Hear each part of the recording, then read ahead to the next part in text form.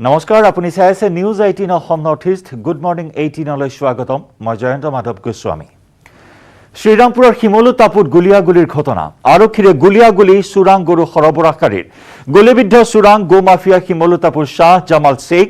কোকৰাঝাৰৰ অতিৰিক্ত আৰক্ষী অধীক্ষক সুৰজিৎ সিং পানেশ্বৰৰ নেতৃত্বত চলিছিল এই অভিযানকাৰী আৰক্ষী দলে চুৰাং গৰু সৰবৰাহকাৰী শাহ জামালৰ বিৰুদ্ধে 5 জাই গুলি চালনা কৰাৰ বিপৰীতে শাহ জামাল শেখে আৰক্ষী বাহিনীক লক্ষ্য কৰি 2 জাই গুলি চালনা কৰিছিল গুলিবিদ্ধ শাহ জামাল শেখক সম্প্ৰতি কোকৰাঝাৰৰ ৰূপনাথ ব্ৰহ্ম অসামৰিক চিকিৎসালয়ত চিকিৎসা প্ৰদান কৰি থকা হৈছে আৰক্ষীৰ এই অভিযানৰ উমান পাই চুৰাং গৰু ব্যৱসায়ীটোৱে অভিযানকাৰী আৰক্ষীৰ দলটোলৈ লক্ষ্য কৰি লগত থকা পিষ্টলেৰে গুলিয়াই এডৰা খেতি পথাৰৰ ফালে পলাই যোৱাৰ চেষ্টা চলায় অভিযানকাৰী আৰক্ষীৰ দলটোৱে প্ৰত্যুত্তৰ দিয়াত চুৰাং গৰু ব্যৱসায়ীৰ ভৰিত এটা গুলি লাগি আহত হয় আৰক্ষী বিষয়াক হত্যা কৰাৰ প্ৰচেষ্টা চলোৱাৰ অপৰাধত শাহ জামালৰ বিৰুদ্ধে 307 ধাৰাত গোচৰ ৰুজু কৰা হৈছে শাহ জামালৰ জিম্মাৰ পৰা পিষ্টলৰ 4 জাই সক্ৰিয় গুলি উদ্ধাৰ কৰা হৈছে উল্লেখযোগ্য যে শাহ জামাল কেইবাটাও সিন্ডিকেটৰ সৈতে জড়িত আৰু তাৰে কিছু সিন্ডিকেট আন্তঃৰাষ্ট্ৰীয় চক্ৰৰ সৈতে জড়িত থকাৰ ক্লু পোৱা বুলি আৰক্ষী অধীক্ষকগৰাকীয়ে জানিবলৈ দিয়ে এইবাৰ চুৰাং গৰু সৰবৰাহকাৰীৰ সৈতে আৰক্ষীৰ সংঘৰ্ষ শ্ৰীৰামপুৰৰ শিমলু তাপুত গুলিয়াগুলিৰ ঘটনা আৰক্ষীৰে গুলিয়াগুলি চুৰাং গৰু সৰবৰাহকাৰী গুলিবিদ্ধ চুৰাং গো মাফিয়া শিমলু তাপুৰ শাহ জামাল শেখ কোকৰাঝাৰৰ অতিৰিক্ত আৰক্ষী অধীক্ষক সুৰজিৎ সিং পানেশ্বৰৰ নেতৃত্বত চলিছিল এই অভিযান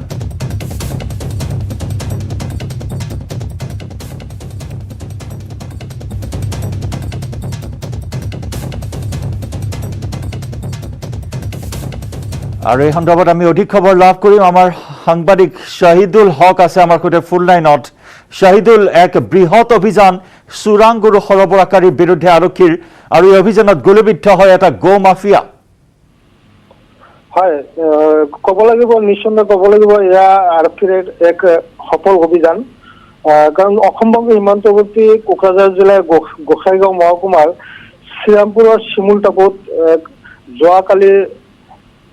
সোমবাৰে আবেলি 4:30 বজাত সংঘটিত হৈছিল এই ঘটনাটো অৰ্থাৎ কোকৰাঝাৰ জিলাৰ গোসাইগাঁও মহকুমাৰ শিমুলতাপু আৰক্ষী চকীৰ একেবাৰে সীমান্তৱৰ্তী অঞ্চল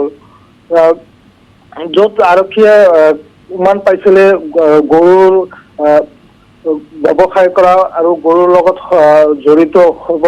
চোৰাংভাৱে গৰু লৈ যোৱা লগত জড়িত এজন ব্যক্তি শিমুলতাপু বজাৰত ঘূৰি থকাৰ কথা আৰক্ষীয়ে গম পাইছিলে আৰু সেই হিচাপে সোমবাৰে শিমুলতাপু বজাৰ এলেকাত গৰু 4:30 বজাত আৰক্ষী এক অভিযান চলায় আৰু অভিযানৰ উমান পাই এই গৰু চোৰাং গৰু সৰবৰাহকাৰী ব্যক্তিগৰাকীয়ে পলাবলৈ আৰম্ভ কৰে আৰু ঠিক তেতিয়াই অভিযানকাৰী আৰক্ষী দলটোক লক্ষ্য কৰি যেতিয়া চোৰাং সৰবৰাহকাৰী পলাবলৈ আৰম্ভ কৰে খেতি পথাৰলৈ তেতিয়া পৰিস্থিতিৰ ওপৰত লক্ষ্য ৰাখি অভিযানকাৰী আৰক্ষী দলটোৱে প্ৰত্যুত্তৰ দিয়াত চোৰাং গৰু ব্যৱসায়ীৰ ভৰিত তেতিয়া গুলি লাগি আহত হয় আৰু এই অভিযান চলিছিলে কোকৰাঝাৰৰ উপ আৰক্ষী অধীক্ষকৰ নেতৃত্বত আমাক কোকৰাঝাৰ আৰক্ষী অধীক্ষক কুমাৰ প্ৰদীপ বিজয় কুমাৰে আমাক জানিবলৈ দিয়া মতে গুলিবিদ্ধ গৰু চোৰাং ব্যৱসায়ী শিমুল তাপুৰ শাহ জামাল শেখ গৰু চোৰাং ব্যৱসায়ী চালান আদিৰ সৈতে জড়িত হৈ আছিলে দীৰ্ঘদিনৰ পৰা তদুপৰি আৰক্ষী বিষয়াক হত্যা কৰাৰ প্ৰচেষ্টা চলোৱাৰ অপৰাধত শাহ জামালৰ বিৰুদ্ধে 307 ধাৰাত এখন গোচৰ জাপি দিয়া হৈছে আৰু অভিযানকাৰী আৰক্ষী দলে চোৰাং গৰু সৰবৰাহকাৰী শাহ জামালৰ বিৰুদ্ধে 5 জাই গুলি চালনা কৰাৰ বিপৰীতে শাহ জামাল শেখে আৰক্ষী বাহিনীক লক্ষ্য কৰি 2 জাই গুলি চালনা কৰিছিল বুলি কোকৰাঝাৰ জিলা আৰক্ষী অধীক্ষকে সাংবাদিকৰ আগত জানিবলৈ দিছে গুলিবিদ্ধ শাহ জামাল শেখ প্ৰথমতে গোসাইগাঁৱত প্ৰাথমিকভাৱে R&B চিকিৎসালয়ত চিকিৎসাধীন কৰা হৈছিল যেহেতু তাৰ ভৰিত গুলি লাগিছিলে তাৰপিছত তেখেতে কোকৰাঝাৰ ৰূপনাথ ব্ৰহ্ম অসামৰিক চিকিৎসালয়লৈ লৈ যোৱা হৈছিল কিন্তু সম্প্ৰতি আমি জানিব পাৰিছো উন্নত চিকিৎসাৰ বাবে তেখেতক বৰপেটা মেডিকেল কলেজলৈ লৈ যোৱা হৈছে হয় শহীদুল জানিব পৰা হৈছে যে এই গো মাফিয়া শ্বাহজামাল শ্বেখ কেইবাটাও সিন্ডিকেটৰ সৈতে জড়িত আৰু আন্তঃৰাষ্ট্ৰীয় সিন্ডিকেটৰ সৈতে জড়িত থকাৰ ক্লু লাভ কৰিছে আৰক্ষীয়ে আৰু যেহেতু বৰ্তমান জালত পৰিছে এই গো মাফিয়াটো গতিকে যি বৃহৎ নেটৱৰ্ক চোৰাং গৰু সৰবৰাহৰ এই নেটৱৰ্ক হয়তো অতি শীঘ্ৰেই আৰক্ষীৰ জালত পৰিব হয় নিঃসন্দেহে আৰক্ষী বিষয়া আমাৰ কোকৰাঝাৰ জিলা আৰক্ষী অধীক্ষকে জানিবলৈ দিয়া মতে শ্বাহজামালৰ জিমৰ পৰা যিহেতু এটা পিস্তলৰ চাইজে সক্ৰিয় গুলি উদ্ধাৰ হৈছে বুলি আমি জানিব পাৰিছো আৰু উল্লেখ্য যে শ্বাহজামাল কেইবাটাও চিণ্ডিকেটৰ সৈতে জড়িত আৰু তাৰে কিছুমান চিণ্ডিকেট আন্তঃৰাষ্ট্ৰীয় চক্ৰৰ সৈতেও জড়িত থকাৰ কুলু পোৱা গৈছে বুলি আমাক কোকৰাঝাৰ জিলা আৰক্ষী অধীক্ষকে আমাক জানিবলৈ দিছে উল্লেখ্য যে বহিৰাজ্যৰ পৰা অবৈধভাৱে গৰু সৰবৰাহৰ লগত জড়িত চক্ৰটোৰ অন্যতম শ্বাহজামাল শ্বেখ আজি আটক কৰাৰ পিছতে এনে অবৈধ ব্যৱসায়ৰ লগত জড়িত চক্ৰটোৰ এতিয়া কিন্তু কঁপনি উঠিছে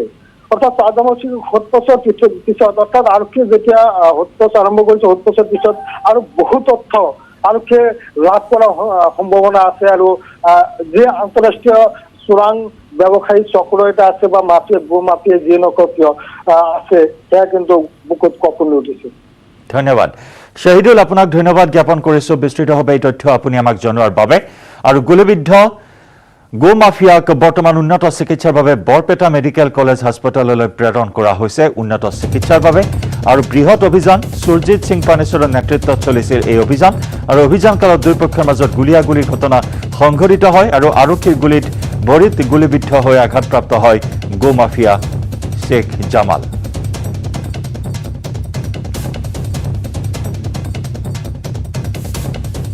केस में जो वांटेड एक्यूज था शाहजलाल शेख रहने वाला सिमाल टप्पू आज हमें सुबह न्यूज़ मिली एक इनपुट मिला था रिलायबल इनपुट कि वो मार्केट में घूम रहा था ओपन में देखा गया था तो इसीलिए हमने हमारे एडिशनल एसपी हेडक्वार्टर के लीडरशिप में एक टीम को भेजा था और टीम को भेजने के बाद में पूरे एरिया को कॉर्डन एंड सर्च ऑपरेशन जब चल रहा था तब वो एक बाजू के खेत में जब भागा हमारी टीम उसका पीछा करने गई तब उसने अपने उसके पास जो पिस्टल था उसमें से हमारी टीम के ऊपर फायर किया तो इन रिटेलिएशन हमारी टीम ने जो फायर किया उसमें वो थोड़ा सा जख्मी हुआ है तो अभी उसको यहाँ हॉस्पिटल में ले आ रहे हैं और उसका अभी इलाज चल रहा है इसलिए he was involve in cattle smuggling plus 307 that means attempt of murder of an police officer in cases में वो इन्वॉल्व था Shahjalal Sheikh resident of Simal Tappu Gossaigaon police station उसको वैसे एक गोली लगी है हमारे तरफ से टोटल 5 गोलियां फायर की गई थी हमारे टीम के ऊपर उसने 2 गोलियां फायर की थी एंड प्लस उसके पिस्टल में 4 लाइव एम्युनिशंस मिले हैं गुड मॉर्निंग 18 जनाओ এই মুহূৰ্তৰ এটি ভাল খবৰ আইবা এছিয়ান বক্সিংত অসমৰ শিৱ থাপাৰ চমক ডুবাইত অনুষ্ঠিত এছিয়ান বক্সিং চেম্পিয়নশ্বিপত ৰূপৰ পদক অৰ্জন কৰিলে অসম সন্তান শিৱ থাপাই প্ৰতিযোগিতাৰ 64 কিলোগ্ৰাম শাখাৰ ফাইনেলত অংশ লৈ মংগোলিয়াৰ বাটাৰশুক চিন জৰিগৰ হাতত পৰাস্ত হয় শিৱ থাপা আনহাতে 10 বছৰত একেৰাহে 5খন আইবা এছিয়ান বক্সিংত পদক অৰ্জন কৰি এক নতুন ইতিহাস ৰচিলে অসমৰ তাৰকা বক্সাৰ শিৱ থাপাই আৰু এনে সন্মান লাভ কৰা এছিয়া মহাদেশৰ একমাত্ৰ খেলুৱৈ অসমৰ শিৱ থাপা উল্লেখযোগ্য যে 2013 চনত এই প্ৰতিযোগিতাত স্বৰ্ণ পদক অৰ্জন কৰিছিল শিৱ থাপাই এছিয়ান বক্সিং চেম্পিয়নশ্বিপত শিৱ থাপাৰ পদক 2013 চনত স্বৰ্ণ পদক 2015 চনত ব্ৰঞ্জৰ পদক 2017 চনত ৰূপৰ পদক 2019 চনত ব্ৰঞ্জৰ পদক আৰু 2021 চনত লাভ কৰে ৰূপৰ পদক শিৱ থাপালৈ অভিনন্দন মুখ্যমন্ত্ৰীৰ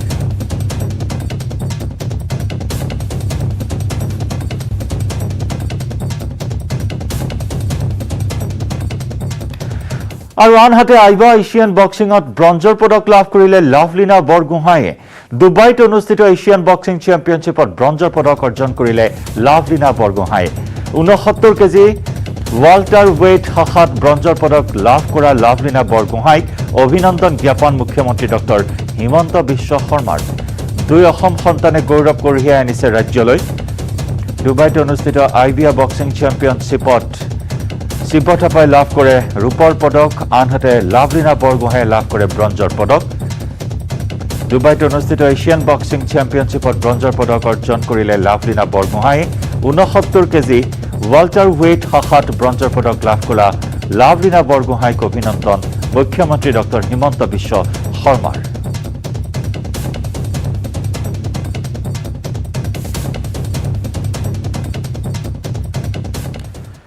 অসমত অব্যাহত কৰোনাৰ সংহাৰ একেদিনাই কৰোনায় প্ৰাণ ললে ৬৫ জন লোকৰ সোমবাৰৰ দিনটোত নতুনকৈ আক্ৰান্ত হৈছে ৪,৩৪৮ জন লোক ইয়াৰে কামৰূপ মহানগৰ জিলাত আক্ৰান্ত ৩৮৪ জন ৰাজ্যত কৰোনাত আক্ৰান্তৰ হাৰ ৩.৯% হ্ৰাস কৰোনাত আৰোগ্যৰ হাৰ হৈছে ৮৬.28%। অসমত অব্যাহত আছে কৰোনাৰ সংহাৰ অৱশ্যে সংক্ৰমণৰ হাৰ কিছু হ্ৰাস হোৱা পৰিলক্ষিত হৈছে একেদিনাই কৰোনায় প্ৰাণ কাঢ়িলে ৬৫ জন লোকৰ সোমবাৰৰ দিনটোত নতুনকৈ আক্ৰান্ত হৈছে ৪,৩৪৮ জন লোক ইয়াৰে কামৰূপ মহানগৰ জিলাত আক্ৰান্ত ৩৮৪ জন ৰাজ্যত কৰোনা আক্ৰান্তৰ হাৰ ৩.৯% আনহাতে কৰোনাত আৰোগ্যৰ হাৰ ৮৬.28%।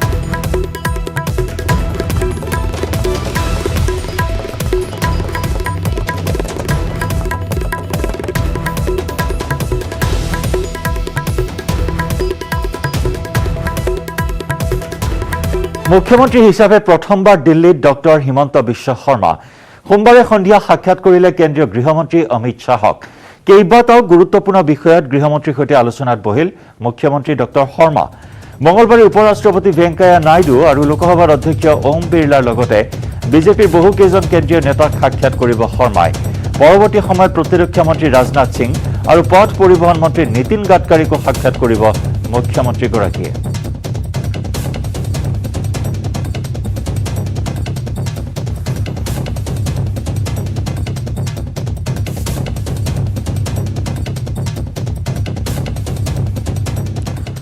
মেঘালয়ৰ কয়লা খনিত অসমৰ ৬ শ্ৰমিকৰ কৰুণ মৃত্যু পূব জয়ন্তীয়া পাহাৰৰ কয়লা খনিত এই অঘটন কয়লা খনিৰ ৫০০ ফুট তলত আবদ্ধ মৃতদেহ মৃত শ্ৰমিকসকলৰ ভিতৰত বকৰ আব্দুল কৰিম বৰপেটাৰ আব্দুল কালাম ত্ৰিপুৰাৰ শ্যাম চৰণ দেৱ বাৰ্মা শিলচৰৰ দুজনকৈ শ্ৰমিক আছে এই অঘটন সংঘটিত হৈছে ৬জনকৈ শ্ৰমিকৰ মৃত্যু হৈছে ঘটনাৰ পাছতো চৰ্দাৰ নাজিম আলীয়ে গুৰুত্ব নিদিয়াৰ অভিযোগ উত্থাপিত হৈছে মৃতদেহ উদ্ধাৰৰ বাবে প্ৰয়োজন হ'ব কমেও ২ দিনৰ সময় মেঘালয়ৰ কয়লা খনিত এই অঘটন অসমৰ ৬ শ্ৰমিকৰ মৃত্যু হৈছে পূব জয়ন্তীয়া পাহাৰৰ কয়লা খনিত এই অঘটন কয়লা খনিৰ ৫০০ ফুট তলত আবদ্ধ হৈ আছে মৃতদেহ ৬টা মৃত শ্ৰমিকসকলৰ ভিতৰত আছে বকৰ আব্দুল কৰিম বৰপেটাৰ আব্দুল কালাম ত্ৰিপুৰাৰ শ্যাম চৰণ দেৱ বাৰ্মা আৰু শিলচৰৰ দুজনকৈ শ্ৰমিক কিন্তু ঘটনাৰ পাছতো চৰ্দাৰ নাজিম আলীয়ে গুৰুত্ব নিদিয়াৰ অভিযোগ উত্থাপিত হৈছে মৃতদেহ উদ্ধাৰৰ বাবে প্ৰয়োজন হ'ব কমেও ২ দিনৰ সময়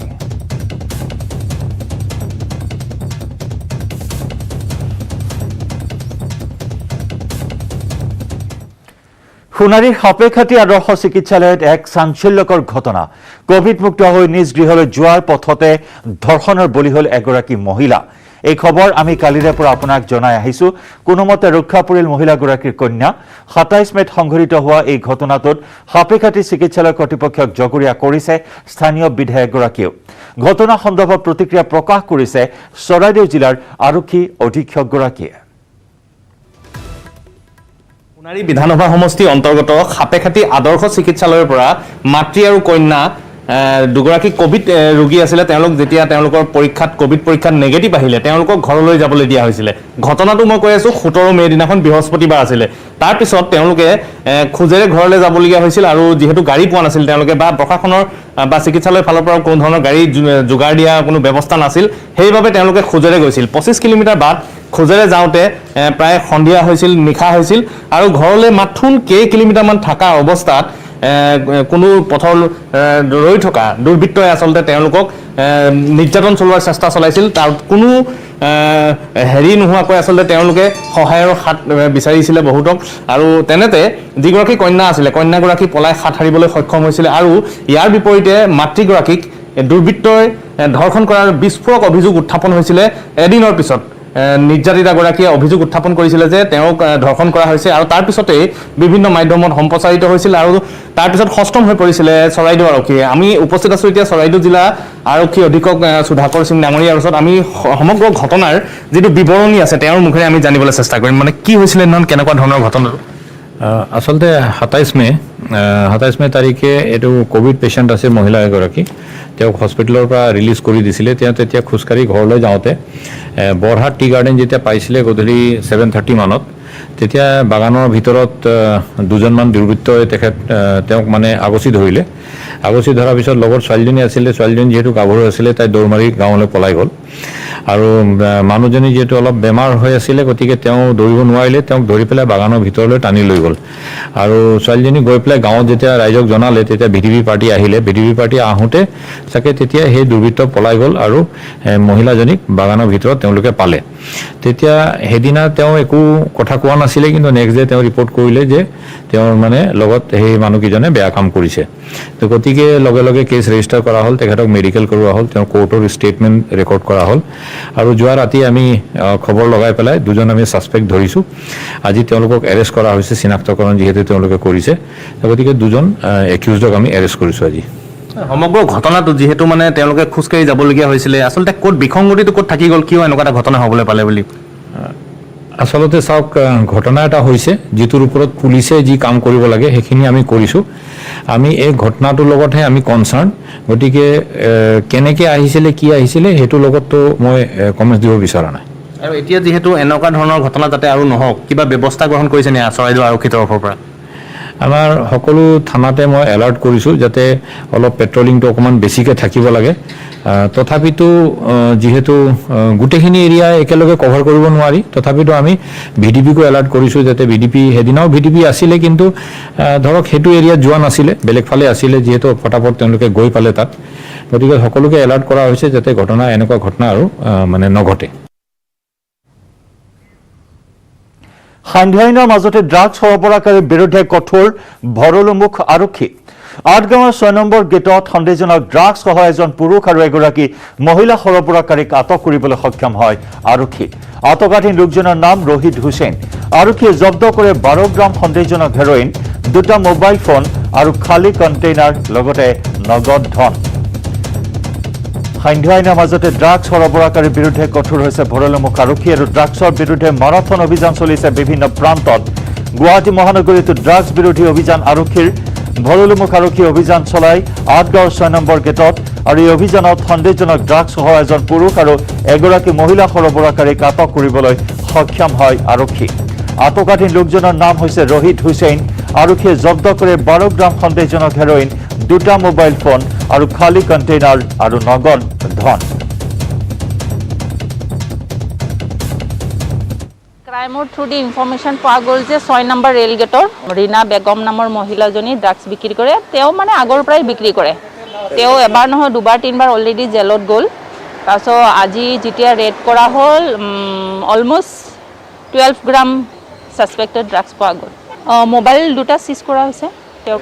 কণ্টেইনাৰ হিচাপে নাই, এনে পেকেটত আছিলে, অলমষ্ট 12 গ্ৰাম আছে।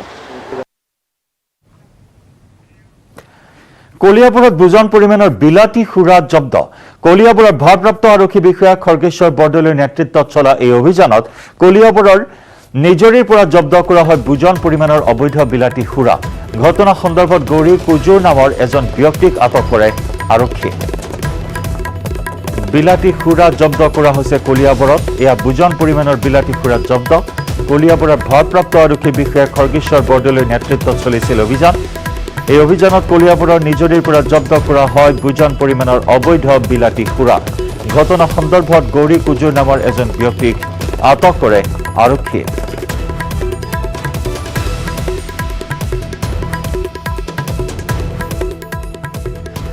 আৰু ইফালে তামোলপুৰৰ কুমাৰীকাটাত জব্দ বেগ ভৰ্তি গাঞ্জা। কুমাৰীকাটা আৰক্ষীয়ে জব্দ কৰে গাঞ্জাখিনি। কুমাৰীকাটা আৰক্ষী চকীৰ ভাৰপ্ৰাপ্ত বিষয়া নীলৱজ্যোতি নাথে গোপন সূত্ৰৰ পম খেদি চলোৱা এই অভিযানৰ অন্তত জব্দ হয় 9 কিলোগ্ৰাম ওজনৰ গাঞ্জা। ওদালগুৰি জিলাৰ ৰৌতাৰ পৰা কুমাৰীকাটালৈ এখন নম্বৰ প্লেটবিহীন মটৰচাইকেলেৰে আহি থকা অৱস্থাত কুমাৰীকাটাত গাঞ্জাসহ আৰক্ষীয়ে আটক কৰে এম্ব্ৰুছ নাৰ্চাৰী নামৰ এজন যুৱকক।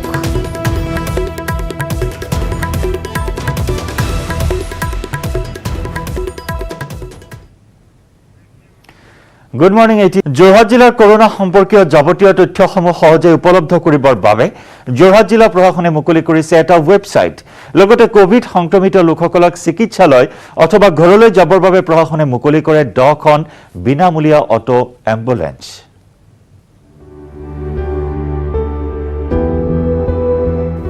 হাতৰ মুঠিত কোভিড সংক্ৰান্তীয় প্ৰতিটো খবৰ সুস্থক ঘৰলৈ অসুস্থক হাস্পতাললৈ ফ্ৰী যাতায়াত হয় এই প্ৰশংসনীয় পদক্ষেপ যোৰহাট জিলা প্ৰশাসনৰ প্ৰশাসনে ৰাইজৰ সুবিধাৰ্থে মুকলি কৰিছে কোভিড-19ৰ প্ৰয়োজনীয় তথ্য সম্বলিত এটা ৱেবছাইট মোবাইলত ৱেবছাইটটোৰ জৰিয়তে যোৰহাটৰ জনসাধাৰণে বহু প্ৰয়োজনীয় তথ্য লাভ কৰিব পাৰিব covid19 jorhat.in এই ৱেবছাইটটোৱে সম্ভৱ কৰিব কোভিড সংক্ৰান্তীয় খবৰ বিচাৰি হাবাথুৰি খোৱা প্ৰতিজনক কি খবৰক সাঙুৰিব ৱেবছাইটটোৱে জিলাখনত ক'ত কিমান খালী আছে চিকিৎসালয়ৰ বিচনা জিলাখনৰ অক্সিজেন যোগানৰ শেহতীয়া প্ৰতিটো তথ্য এম্বুলেন্স সেৱা ভেকচিন প্ৰদান কৰা কেন্দ্ৰসমূহৰ তথ্য কোভিড টেষ্টিং কেন্দ্ৰসমূহৰ তথ্য ইয়াৰ লগতে প্ৰয়োজনীয় অন্যান্য তথ্যসমূহ জনসাধাৰণে লাভ কৰিব পাৰিব যোৰহাটৰ NICৰ বিষয়াসকলে নিৰ্মাণ কৰিছে এই ৱেবছাইটটো আনহাতে এই ৱেবছাইটত দিয়া কণ্ট্ৰল ৰুমৰ ফোন নম্বৰসমূহত যোগাযোগ কৰিও প্ৰয়োজনীয় তথ্য লাভ কৰিব পাৰিব জনসাধাৰণে যোৰহাট জিলাৰ বাবে 24 ঘণ্টাই মুকলি 037623000124 নম্বৰটো কণ্ট্ৰল ৰুমৰ হোৱাটছএপ নম্বৰ 708693312228 চিকিৎসা সম্বন্ধীয় প্ৰশ্নৰ বাবে 0376230059 নম্বৰটো মুকলি কৰা হৈছে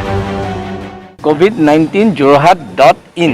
এইটোত মাৰিলে আপুনি গোটেই ৱেবছাইটত আপুনি গোটেই বস্তুটো পাই যাব আৰু একাৰণে মই কৈছোঁ যে মোবাইল ব্যৱহাৰ কৰিব পাৰে সকলোৱে গুগলত গৈ পেলাই আৰু বাকি মানে আমাৰ যেহেতু আমি বহুতখিনি কথা ইয়াত যোৰহাটত কৰি থকা হৈছে পেপাৰত এডভাৰটাইজ দি থকা হৈছে আৰু আমাৰ এলাৰ্ট যেটো আমাৰ ইমাৰ্জেন্সি নাম্বাৰ আছে এইটো সকলো সময়তে এলাৰ্ট হৈ থাকে ৰাতি বিয়লি যদি কোনবা হে কৰে সেই নম্বৰবিলাক ইয়াত দিয়া হৈছে এই ৱেবছাইটটোত এটা মই খুব সুখী যে এডমিনিষ্ট্ৰেশ্যনে আৰু সকলোৰে সহযোগত আপোনালোকৰ সহযোগ কৰিছে সকলোৰে সহযোগত চেম্বাৰছো কৰিছে এই কামখিনি কৰিছে আনহাতে যোৰহাট জিলা চেম্বাৰ্ছ অৱ কমাৰ্চৰ সহায়ত যোৰহাট জিলা প্ৰশাসনে 31 মেৰ পৰা আৰম্ভ কৰিছে 10খন বিশেষ অটো এম্বুলেন্স সেৱা দিনৰ সময়ছোৱাত এই অটোসমূহেৰে স্বাস্থ্য বিভাগে কোভিড সংক্ৰমিত লোকসকলক চিকিৎসালয়লৈ অথবা সুস্থ হৈ উঠা লোকসকলক চিকিৎসালয়ৰ পৰা ঘৰলৈ নিয়াৰ বিনামূলীয়া ব্যৱস্থা কৰিব সোমবাৰে যোৰহাটত এই সেৱাৰ শুভাৰম্ভণি কৰে বিধায়ক হিতেন্দ্ৰ নাথ গোস্বামী আৰু সাংসদ কামাখ্যা প্ৰসাদ তাছাই অটো এম্বুলেন্স 10খন আমি চেম্বাৰ্ছ অফ কমাৰ্চৰ সহায়ত আমি পাইছোঁ গতিকে সেইখিনি অটো তেওঁলোকো মানে জীৱন নিৰ্বাহৰ কাৰণে অসুবিধা হৈছে 10খনতো আমি সিলেক্ট কৰি তেওঁলোকো পিপি কিটকে আদি কৰি গোটেইখিনি দিছোঁ আৰু সেই মানে সৰু মানে কাবাৰ ধৰক এতিয়া চেণ্টাৰত এটা মানে টেষ্ট কৰিলে পজিটিভ ওলাই মানে বহি থাকিব লগা হয়তো গাড়ীখনো আহি পোৱা নাই হয়তো ঘৰৰ পৰা মানে কোনো মানুহ অহা নাই তেতিয়া সেই অটো এম্বুলেন্সখনে তেওঁ কেনেধৰণে পাব তাতে আমি সেই হেল্থৰ লগত সেইটো টাই আপ কৰি দিছোঁ যিবিলাক চেণ্টাৰত মানে টেষ্টিং চেণ্টাৰ আছে সেই টেষ্টিং চেণ্টাৰ আশে পাশে মানে তেওঁলোকে ফোন কৰিলেই হ'ল এই দুইবিধ সেৱাৰ পৰা যোৰহাটবাসীৰ ৰাইজ যে বহু পৰিমাণে উপকৃত হ'ব সেয়া প্ৰায় নিশ্চিত যোৰহাটৰ পৰা গৌতম বৰাৰ report news 18 Assam North east এতিয়াৰে পৰা সহজতে লাভ কৰিব পাৰিব কোভিড টেষ্টৰ ফলাফল কামৰূপ জিলা প্ৰশাসনে মুকলি কৰিলে বিশেষ পৰ্টেল কামৰূপ মেট্ৰ health.org নামৰ পৰ্টেলৰ জৰিয়তে লাভ কৰিব পাৰিব কোভিডৰ ফলাফল এটা ক্লিকতে লাভ কৰিব পাৰিব কোভিডৰ ফলাফল কামৰূপ জিলা প্ৰশাসনে মুকলি কৰিলে কোভিড ফলাফলৰ পৰ্টেল গুৱাহাটীত কোভিড পৰীক্ষা কৰা সকলে এতিয়াৰে পৰা ৰিপৰ্টৰ বাবে অপেক্ষা কৰাৰ নাই কোনো প্ৰয়োজন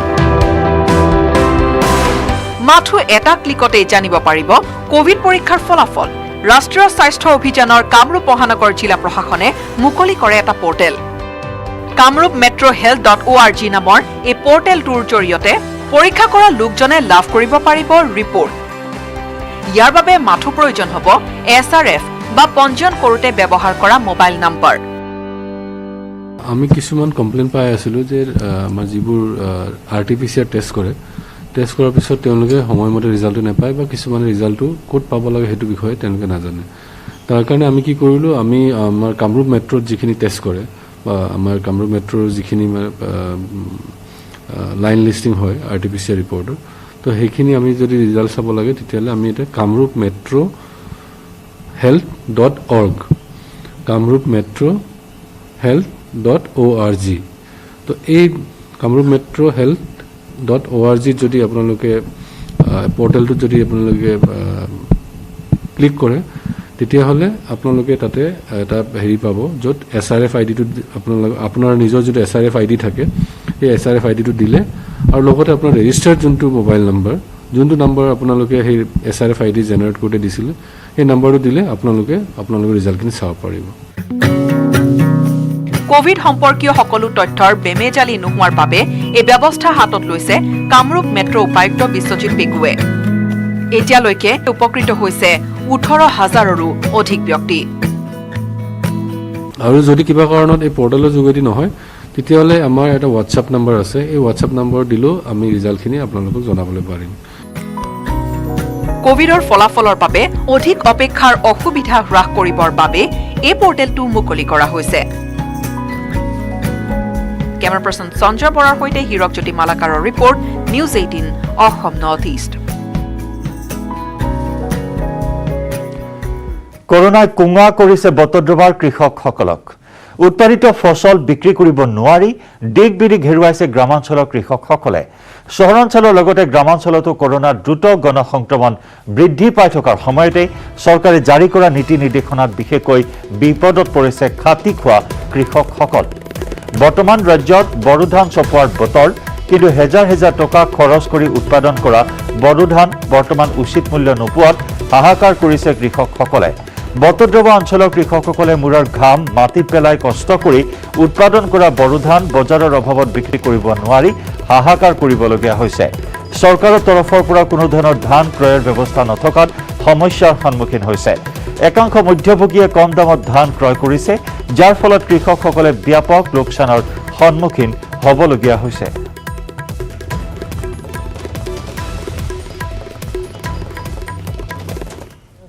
লকডাউনৰ কাৰণে আমাৰ বজাৰবিলাক বন্ধ হৈ যোৱাৰ কাৰণে আমি বজাৰত ধান বেচিব পৰা নাই আৰু তাৰ কাৰণে টকা পইচা দিব পৰা নাই। বিৰাট অভাৱত পৰি গৈছোঁ কৃষকসকল। আমাৰ বজাৰবিলাক যদি আকৌ বঢ়াই দিয়ে তেতিয়া আমাৰ কৃষকৰ উৎপাদিত সামগ্ৰীবিলাক বেচিব পৰা যাব আৰু কৃষকসকল ভালদৰে চলিব পৰা যাব। এতিয়া আমাৰ বহুত সমস্যাৰ সন্মুখীন হৈ পৰিছোঁ কৃষকসকল। চৰকাৰে পৰিস্থিতি অনুযায়ী সলনি কৰিব লাগিব নিয়ম। দেশৰ সকলো লোকৰ বাবে কোৱিনত নাম পঞ্জীয়ন কৰাটো সম্ভৱনে?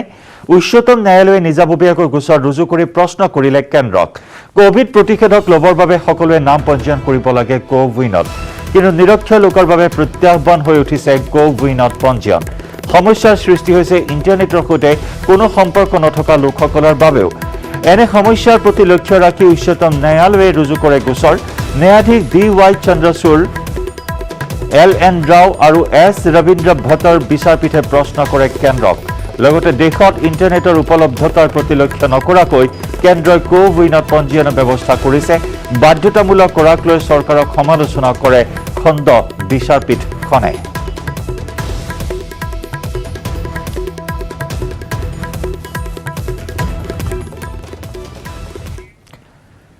হাজোৰ বিধায়িকা সুমন হৰিপ্ৰিয়াৰ মুখত এতিয়া লাকি নম্বৰৰ প্ৰসংগ। 53 সংখ্যাটো এতিয়া বিধায়িকাগৰাকীৰ বাবে হৈছে লাকি নম্বৰ। অসম বিধানসভাই হাজোৰ বিধায়িকাগৰাকীৰ বাবে আবণ্টন দিছে 53 নম্বৰ আৱাস গৃহটো।